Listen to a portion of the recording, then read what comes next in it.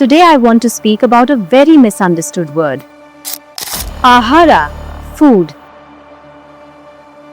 In our daily life, we usually think that food means only what we eat and drink. But in the spiritual sciences, ahara has two dimensions, and understanding this distinction is extremely important, especially for those who are trying to grow spiritually.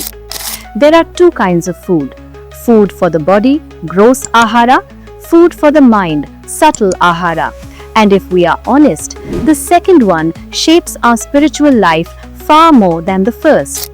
Gross ahara, food for the body.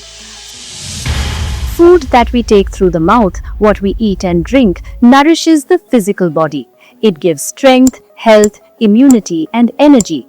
But after death, this body is either burned or buried. So while bodily food is important for living well, it has limited relevance for spiritual progress. That is why in the Bhagavad Gita, Krishna does not argue about food labels. In chapter 17, verses 8 to 10, Krishna classifies food not by type but by guna. Sattvic food, fresh, nourishing, calming, life-supporting. Rajasic food, overly spicy, hot, agitating, stimulating. Tamasic food, stale, impure, lifeless, dulling. Notice something very important. Krishna never says vegetarian or non-vegetarian because the Gita is not teaching menu morality. It is teaching mind management. Vegetarian food is not automatically sattvic. Non-vegetarian food is not automatically tamasic. The effect of the food determines the guna, not the label. Subtle ahara, food for the mind. Now we come to the more important dimension. Subtle ahara is the food we consume through seeing, hearing, touching, smelling, thinking. Most people don't realize this, but we are eating through our senses all day long. What we watch, movies, reels, news, messages, these become impressions stored in the mind. What we listen to, music, conversations, gossip, arguments, these shape our emotional vibrations. What we repeatedly think, self-talk, fear, jealousy, anger, worry, this becomes the blueprint of our subtle body. A person may eat very pure food, but if they constantly consume violence, negativity, gossip, or hatred through their senses, their mind will still become heavy and restless. Where the veg versus non-veg debate fails. Most debates stop at the plate, but Krishna asks a much deeper question. Is your mind sattvic? Is your speech sattvic? Are your senses sattvic? Is your inner world sattvic?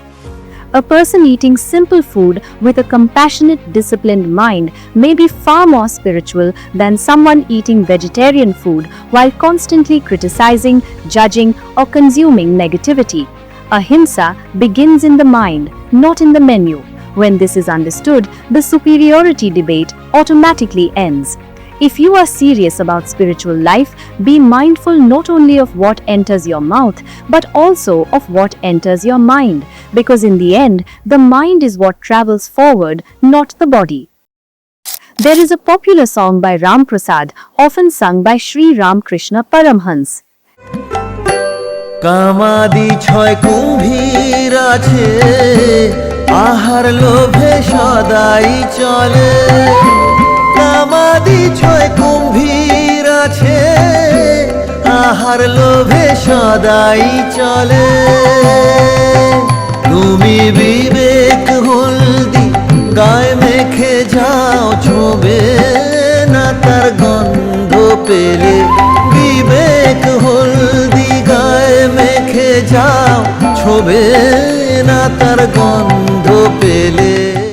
The translation of the song: crocodiles of desire, lust and the like, the six ripus, kama, krodha, lobha, moha, mada, matsarya, lie hidden beneath the water, constantly moving, driven by the hunger for ahara. O seeker, smear your body with the turmeric of viveka, discernment, then even if you touch them, their foul smell will not cling to you. Comment below if you understood how the deeper concept of ahara is being revealed through this song.